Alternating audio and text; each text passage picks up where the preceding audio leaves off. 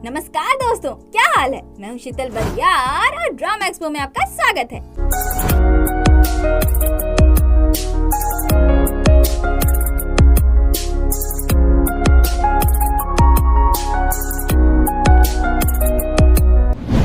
Officer के पूछने पर कि उन्हें किस पर शक है, प्रोफेसर यांग खुद का नाम ले लेते हैं। अब आगे।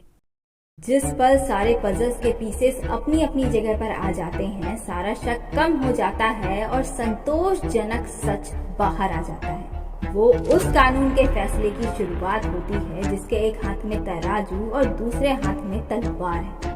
पर क्या कानून सच में न्यायपरायण है? Well, let's find out. ये अंधा कानून है। प्रोफेसर सीओ की मौत की खबर ने पूरा हल्ला मचा दिया है और रिपोर्टर्स ने लॉ स्कूल को घेर लिया है। ऊपर प्रोफेसर्स की मीटिंग चल रही है जहां पता चलता है कि प्रोफेसर सीओ के पोस्टमार्टम रिपोर्ट आने के बाद ये डिक्लेयर किया जाएगा कि उनकी हत्या हुई है या वो खुदकुशी थी। वाइस डीन बोलते हैं कि इस केस को लेकर ऑलरेडी बहुत तमाशा हो चुका है, स्कूल इसमें इन्वॉल्व नहीं होगा। इस केस के रिगार्डिंग हम कोई स्टेटमेंट नहीं देंगे। प्लीज आप लोग भी मीडिया से दूर रहिए और सारे स्टूडेंट्स को भी शांत रहने को कहिए। फिर वो स्कूल की डीन मिस ओ जोंग ही से कहने लगते हैं कि इस केस की वजह से बच्चे बहुत स्ट्रेस में होंगे, इसीलिए हमें मिड टर्म एग्जाम को। तभी वहाँ पर प्रोफेसर यांग आ जाते हैं जो उनकी बात काटते हुए बोलते हैं कि उसकी जरूरत नहीं पड़ेगी। वो अपने एंकलेट को चार्ज करते हुए कहते हैं कि ये मीटिंग और सिचुएशन भले ही स्ट्रेसफुल हो, पर मैं दावा ठोक कर कह सकता हूँ कि लाइब्रेरी बिल्कुल शांत होगा।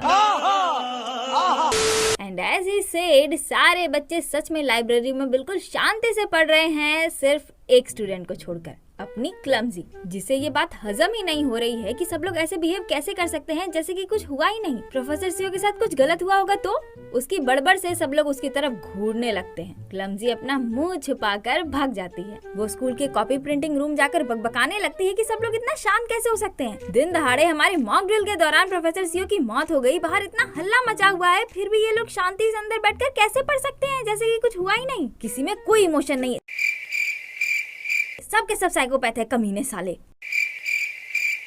तब कॉपी प्रिंटिंग रूम के ओनर मिस्टर संग डोंग बोलते हैं, वो पढ़ेंगे नहीं तो और क्या करेंगे। तुम लोगों में से बस कुछ ही लोग इस एग्जाम को पार कर पाओगे। ये एग्जाम नहीं, वॉर है। जहाँ ये भी पता चलता है कि अपनी क्लमजी यहाँ पार्ट टाइम जॉब करती है। मिस्टर डोंग उसे मारते हुए वहाँ से भगाने लगते हैं पढ़ने के लिए। लेकिन अब ये क्लमजी इस बात से क्यूरियस है कि अगर ये मर्डर है तो असली खूनी कौन है।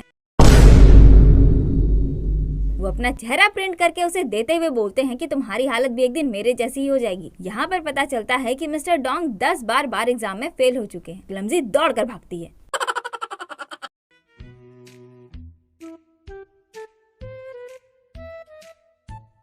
तभी उसे वहाँ पर एक पेपर का टुकड़ा दिखता है जिस पर लिखा होता है कि आहें भी आवाज कर सकती हैं। हराम के पिल्ले, तू है कौन? उसे एक और पेपर दिखता है जिसमें लिखा होता है कि सब लोग ठीक नहीं होते, लेकिन पता नहीं चल पाता कि आखिर लिखा किसने है। उसके बाद अंधेरी रातों में सुनसान मैदान पर, तो सुनसान मैदान पर अपना एरोगेंट बाबा पूरे दुख, दर्द और पीड़ा के साथ दौड़ लगाकर थक जाता है। जिसके बाद उसकी नजर प्रोफेसर यांग पर पड़ती है जो प्रोफेसर सीओ के डोनेशन मेमोरियल के सामने खड़े होते हैं। वो उनके पास जाकर उदासी भरी आवाज में कहता है, आपने कहा था कि उन्होंने खुदकुशी नहीं की। अच्छा, तो क्लमजी के अलावा भी कोई है जिसके पास भावनाएं हैं? नाइस। प्रोफेसर यांग बोलते हैं उसके पास बहुत सी चीज थी पैचअप करने के लिए, उससे पहले वो खुद को खत्म नहीं कर सकता। जीवन बोलता है, वो कौन हो सकता है? जा पूछ क्या? चाइल्ड रेपिस्ट ली मैन हो पैर में लगे एंकलेट को चार्ज करते हुए प्रोफेसर सीओ वाली ही न्यूज देख रहा होता है और इसके घर में रखे बुक्स एंड ऑल को देखकर लग रहा है कि ये भी लॉ की ही पढ़ाई कर रहा है। तभी उसके दरवाजे पर पुलिस आ जाती है। उधर प्रोफेसर यांग के पैर का एंकलेट खोल दिया गया है और वो पुलिस इन्वेस्टिगेशन डिपार्टमेंट पहुंचे हुए हैं ली मैन हू के दिनचर्या, यानी कि वो मर्डर वाले दिन कहाँ गया था उसकी खबर लेने। अब कहानी पास्ट यानी कि मार्च 2020 में जाती है जहाँ जेल से छूटने के कुछ दिनों बाद ली मैन हो मास्क पहने हुए लॉ स्कूल पहुंचा था। प्रोफेसर किम जो उस समय प्रेग्नेंट थी, वो क्लास को पढ़ा रही होती है जहाँ पता चलता है कि इन्हें तो क्लास के हर एक स्टूडेंट का नाम बिल्कुल मुंह ज़बानी याद है। वेल, प्रोफेसर किम स्टूडेंट्स को सिविल लॉ के बारे में पढ़ाती है, प्रोफेसर यांग क्रिमिनल लॉ के बारे में, और प्रोफेसर सीओ जो उस समय जिंदा थे वो स्टूडेंट्स को कोर्ट रूम मॉक ड्रिल की प्रैक्टिस कराते थे। अच्छा। अपने प्रोफेसर किम बहुत ही चिल्ड इंसान है और मस्ती से स्टूडेंट को पढ़ाती है, इसीलिए स्टूडेंट्स को भी इनके क्लास में बहुत मजा आता है। पर साथ ही ये स्ट्रिक्ट भी है और पनिशमेंट भी देती है। खैर, तो वो पढ़ा रही होती है कि तभी ली मैन हो वहाँ पहुँच जाता है। कहानी एक बार फिर से भूतकाल की ओर रुख मोड़कर इस बार 2008 में पहुँच जाती है, जहाँ पता चलता है कि ली मैन हो के केस की जज प्रोफेसर किम ही थी। जी हाँ, उस वक्त प्रोफेसर किम सुप्रीम कोर्ट की जज थी। वो लॉ स्कूल का कोई भी प्रोफेसर साधारण बैकग्राउंड से नहीं है क्या? सब लोग ऐसे ही हाई प्रोफाइल पर्सनालिटी रह चुके हैं। Very dangerous.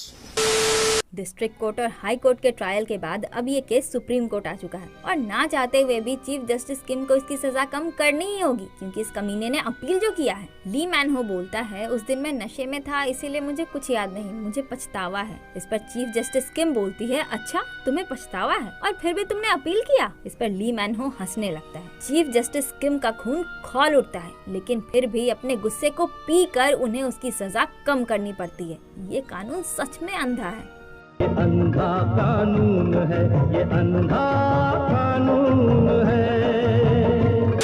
कहानी फिर से उसी मोमेंट पर लौटती है, यानी कि मार्च 2020, जहां पता चलता है कि उस इंसिडेंट के बाद ही प्रोफेसर किम ने जज की पोजीशन छोड़ दी और इस लॉ स्कूल में एक प्रोफेसर बन गई। ली मैन हो बेसिकली प्रोफेसर किम को सिर्फ यहाँ उकसाने के लिए आया है, जिसका ट्रिक काम भी कर रहा होता है। वो बेफिजूल की बकबक किए जा रहा होता है और गुस्से और स्टूडेंट के सामने खुद को शांत रखने के स्ट्रगल में प्रोफेसर किम का स्ट्रेस बढ़ने लगता है और उनकी हालत खराब हो जाती है। तभी एक स्टूडेंट गुस्से में आकर ली मैन हो का गिरेबान पकड़ लेता है। वेल, ये है क्लास का स्वीटू यू सियोंग जे, जो क्लास में सबसे स्वीट और काम नेचर वाला है, पर आज ये ज्वालामुखी बन चुका है।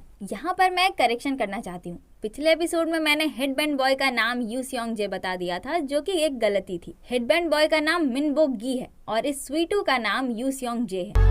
ओ पता नहीं जी कौन सा नशा करता है।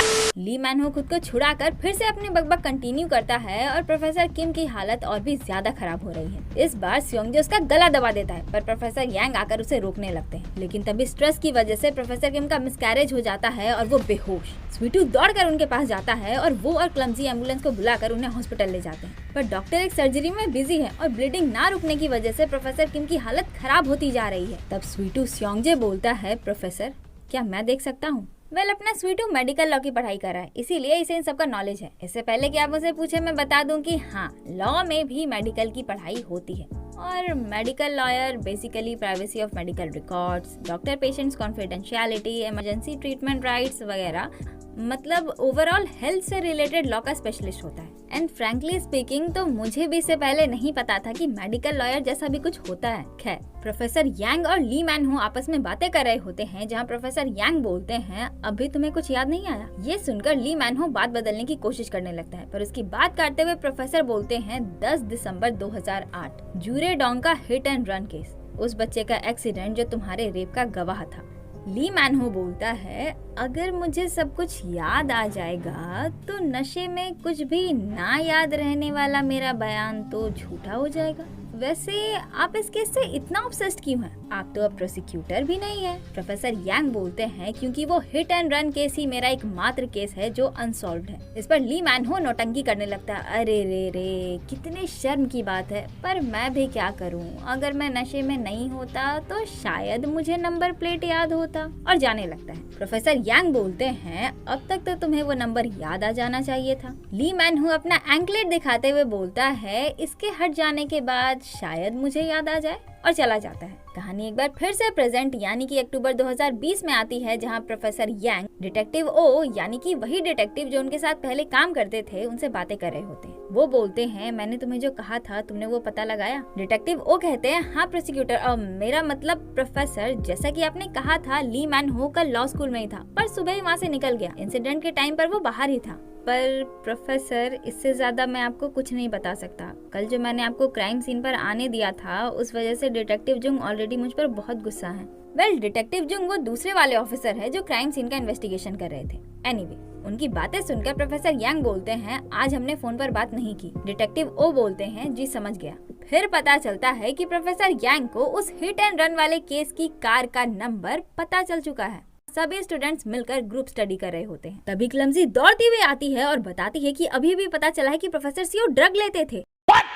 न्यूज और आर्टिकल से पता चलता है कि उनके ऑफिस और कार में नशीली ग्लूकोन डी पाउडर मिली है। एक तरफ जहां बाकी स्टूडेंट बहुत हैरान होकर आपस में बातें कर रहे होते हैं, तो वहीं दूसरी तरफ अपना एरोगेंट बाबा जी हुन उदास नजर आता है। तभी मेकअप की दुकान ये सियोल के बॉयफ्रेंड का कॉल आने लगता है, पर वो उससे मैसेज पर बातें करने लगती है। उसके बाद बाहर आकर अपना एरोगेंट बाबा जी हुन वही आर्टिकल पूरा पढ़ता है और गुस्से में जोर से दीवार पर मारता है। इधर ये तीनों मर्दानी आपस में डिस्कस कर रही होती है कि कहीं ऐसा तो नहीं कि प्रोफेसर सीओ के नशे वाली बात का फायदा उठाकर किसी ने उन्हें ड्रग ओवरडोज देकर मार दिया ताकि ये सुसाइड या एक्सीडेंट लगे। अपनी क्लमजी बोलती है जिस रूम में प्रोफेसर की मौत हुई वहाँ जाने का रास्ता सिर्फ मॉक कोर्ट रूम से ही होकर गुजरता है और उसका दरवाजा सिर्फ प्रोफेसर ही यूज कर सकते हैं। और ब्रेक के दौरान वहाँ कोई नहीं आया था, सिर्फ एक डिलीवरी मैन को छोड़कर, पर वो भी सामान रखकर तुरंत ही चला गया था। कहीं ऐसा तो नहीं कि हम में से कोई अरेस्ट हो जाए। पर तब तक सीरियस गर्ल वहाँ से जा चुकी होती है, कॉज उसके पास क्लमजी के फालतू बकवास के लिए टाइम नहीं। तभी मेकअप की दुकान ये सियोल के बॉयफ्रेंड का कॉल आता है, जो वो क्लमजी को पकड़ा देती है अपने बॉयफ्रेंड को ये झूठ बुलवाने के लिए कि वो नहा रही है। पर उसका बॉयफ्रेंड उधर ही आ रहा होता है, जो देखकर वो फोन लेकर बातें करते हुए अपने बॉयफ्रेंड से मिलने के लिए भागती है। उसके बाद फोन पर एक नोटिफिकेशन आता है कि प्रोफेसर सीओ का मॉक ट्रायल क्लास अब प्रोफेसर यांग लेंगे, जो देखकर बेचारी क्लमजी का मुंह बन जाता है।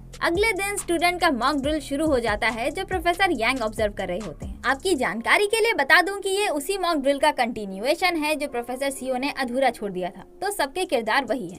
एनीवे, तभी प्रोफेसर सीओ के केस का इन्वेस्टिगेशन कर रहे दोनों डिटेक्टिव के साथ वाइस डीन वहाँ आ जाते हैं और सारे स्टूडेंट को केस में कोऑपरेट करने को बोलते हैं। लगता है इनका ये मॉक ड्रिल इस बार भी अधूरा ही रह जाएगा। टाइम सीन पर जिन जिन लोगों के फुटप्रिंट मिले हैं वो कुछ इस प्रकार हैं। पहले हैं वाइस डीन, दूसरा अपना एरोगेंट बाबा, तीसरे प्रोफेसर यांग, चौथी अपनी मेकअप की दुकान, पांचवा अपना सीरियस गाय और छठी अपनी सीरियस गर्ल। फिर पता चलता है कि जिस नशीली ग्लूकोन डी पाउडर से उनकी मौत हुई उसका नाम मेथाम्फेटामाइन, शॉर्ट में बोले तो मिथ है, और उसे चीनी के साथ मिलाकर प्रोफेसर के कॉफी में मिलाया गया था ताकि किसी को शक ना हो। वो लोग स्टूडेंट के साथ केस डिस्कस कर रहे होते हैं और उसी दौरान सीरियस गाय चुपके से अपने लैपी से कुछ डिलीट करता है। ओहो, कुछ तो घपला है भाई। यहाँ कुछ तो गड़बड़ है, जरूर कोई ना कोई। डिटेक्टिव जुंग बोलते हैं सारे सबूत हमारे हाथ में हैं, हमें अपराधी को पकड़ने में अब ज्यादा समय नहीं लगेगा। आज हम यहाँ आपको एक चांस देने आए हैं। तभी उनकी बात काटते हुए प्रोफेसर यांग बोलते हैं, मुझे लगा था कि आप बच्चों से मदद लेने आए हैं, पर आप तो इन्हें धमका रहे हैं। डिटेक्टिव जुंग बोलते हैं, मैं धमका नहीं रहा। प्रोफेसर यांग फिर से उनकी बात काटते हुए बोलते हैं, किस किस को लग रहा है कि ये धमका रहे हैं। अपना एरोगेंट बाबा हाथ उठाकर बोलता है कि अगर कोई धमकी दूसरे के मन में डर पैदा करके उसके डिसीजन में अरंगा डाले तो उसके लिए सजा भी मिल सकती है। प्रोफेसर बोलते हैं, इनकी बातों से किन किन को डर लग रहा है। क्लमजी बोलती है, इनकी बातों से तो मेरा खोपा भी खड़ा हो गया, जबकि मैंने कुछ किया भी नहीं, और अपना हाथ उठा लेती है। और अब धीरे धीरे वो सारे स्टूडेंट्स भी हाथ उठा लेते हैं जो इस ड्रिल को ऑब्जर्व करने आए हैं। प्रोफेसर यांग बोलते हैं, अब आप लोग प्लीज यहाँ से अपनी तशरीफ ले जाएं, क्लास कंटिन्यू करना है। इस पर वाइस डीन उन्हें टोकते हैं। प्रोफेसर यांग बोलते हैं, अगर अपराधी यहाँ है भी तो भी वो क्लास के दौरान यहाँ से नहीं जा सकता, और ट्रायल शुरू कर देते हैं। साले को बम से उड़ा दूंगा एक बार हाथ में आ जाए तो। बेचारे डिटेक्टिव और वाइस डीन मुंह बनाकर वहाँ से चले जाते हैं। प्रोफेसर यांग और उनके स्टूडेंट्स का तो अलग ही स्वैग है यार, लॉ स्कूल रॉक्स। इनका ड्रिल फिर से शुरू हो जाता है और सबकी दलीलबाजी चलने लगती है, पर तभी डिटेक्टिव जुंग दौड़ते हुए वहाँ आते हैं और प्रोफेसर यांग के पास जाकर बोलते हैं, प्रोफेसर यांग जोंग हुन, आपको प्रोफेसर सीओ के खून के इल्जाम में इमरजेंसी अरेस्ट किया जाता है। ये सुनकर पूरे मॉक रूम में तहलका मच जाता है। सब लोग हैरानी से प्रोफेसर यांग की तरफ देखने लगते हैं और डिटेक्टिव जुंग उन्हें हथकड़ी लगाकर ले जाने लगते हैं और दिखाया जाता है कि प्रोफेसर यांग ने ही उनके कॉफी में चीनी मिलाकर वो कॉफी उन्हें जबरदस्ती पिलाई थी। वो लोग उन्हें ले जाने लगते हैं और सबकी नजर उन्हीं पर टिकी हुई है। किसी को इस बात पर विश्वास ही नहीं हो रहा और यहीं पर एपिसोड खत्म।